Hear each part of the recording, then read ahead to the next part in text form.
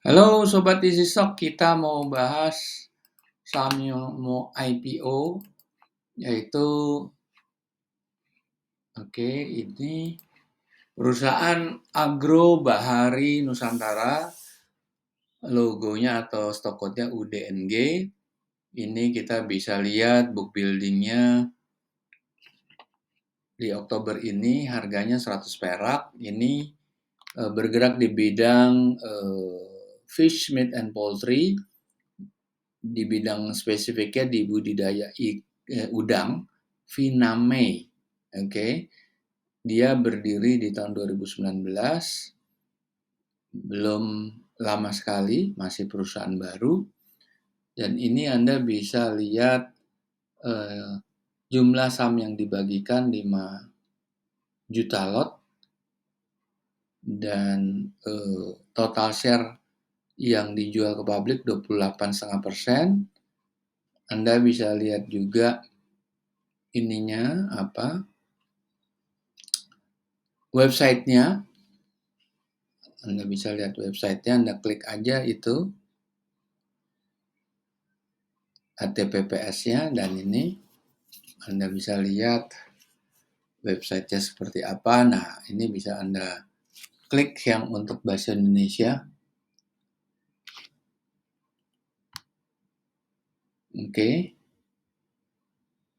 Ya, Anda bisa pelajari ini.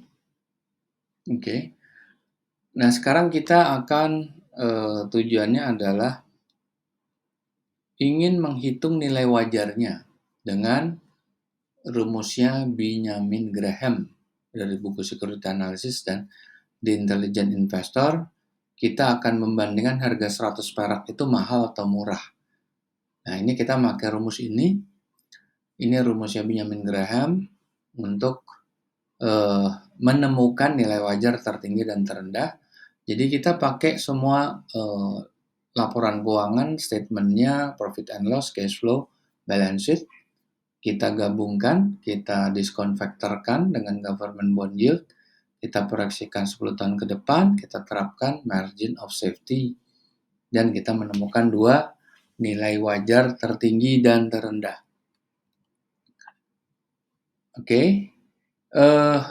Ini harus long form report, karena kita akan melihat auditor's note di situ. Tanpa long form report nggak bisa. Jadi kita akan lihat terus. Ini bagiannya bisa Anda pelajari di sini.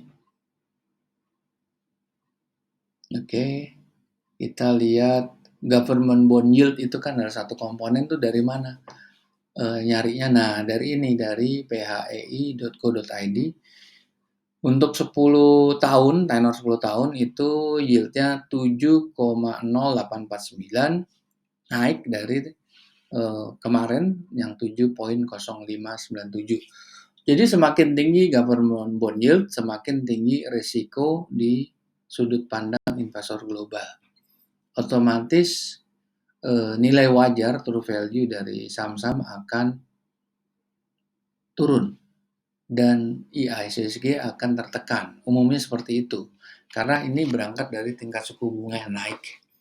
Jadi government bond yield itu gabungan dari beberapa faktor seperti inflasi, tingkat suku bunga, GDP per kapita, dan lain-lain. Kita sekarang buka prospektusnya. Yang penting kita cari adalah jumlah saham yang beredar sebelum dijual ke publik. Itu 1,14 miliar. Setelah itu dijual ke publik 500 juta atau 28,5%, menjadi 1,750 miliar lembar saham. Sekarang kita lihat laporan keuangan yang diaudit. Nah, kita fokus di total aset, current asset, dan kita cari netnya. Untuk cari netnya kita harus keluarkan akun-akun seperti aset biologis dan biaya dibayar di muka. Di situ kita akan menggunakan 2 periode, full year-nya 2022 dan 2023 yang sampai April. Dan itu akan disetahunkan. Di situ Anda lihat bahwa aset biologis tidak ada di 2022 dan 2023, hanya biaya dibayar di muka itu harus Anda keluarkan. Dan ini skalanya kecil ya, karena asetnya cuma 8 miliar, bukan perusahaan besar. Dan ini pasti akan di papan pengembangan ini, atau apa ya, yang kecil lah itu. Oke, sekarang kita lihat profit and loss itu adalah laba penjualan aset tetap harus kita keluarkan karena itu biaya-biaya non recurring yang tidak rutin, hanya insidental, tidak mungkin dia bayar dividen. Oke, kita lihat capital expenditure kecil tahun 2023, tahun 2022 besar tuh 2,8 miliar dan penyusunannya 330 juta. Oke, sekarang kita lihat breakdown daripada P&L seperti apa.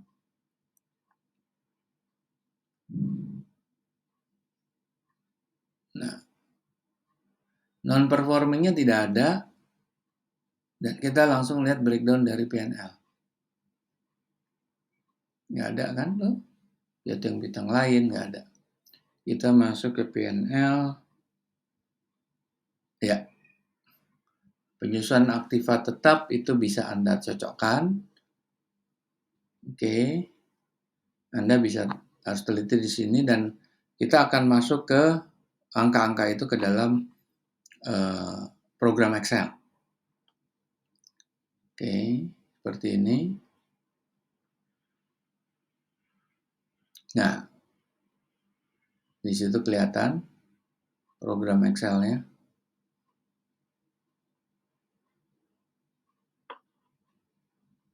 Dan kita masukkan di periode 2022. Itu masih net loss ya, 2022 itu.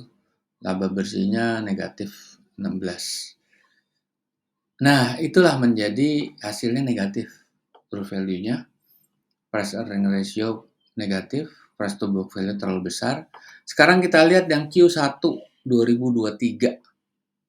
Seperti apa? 45 cuma, di bawah 50. Meskipun dia memiliki free cash flow positif, tapi angka 100 masih terlalu tinggi. Kita lihat price to book value-nya 3,4 tinggi itu. Price earning ratio juga 27, terlalu tinggi untuk perusahaan kecil. Jadi di sini kita lihat ini apa hasil dari perhitungannya Benjamin Graham, ini mahal harga saham ini. Oke, kita akan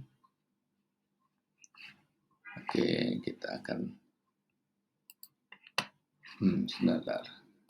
Oke, nah kita akan jumpa lagi di lain kesempatan.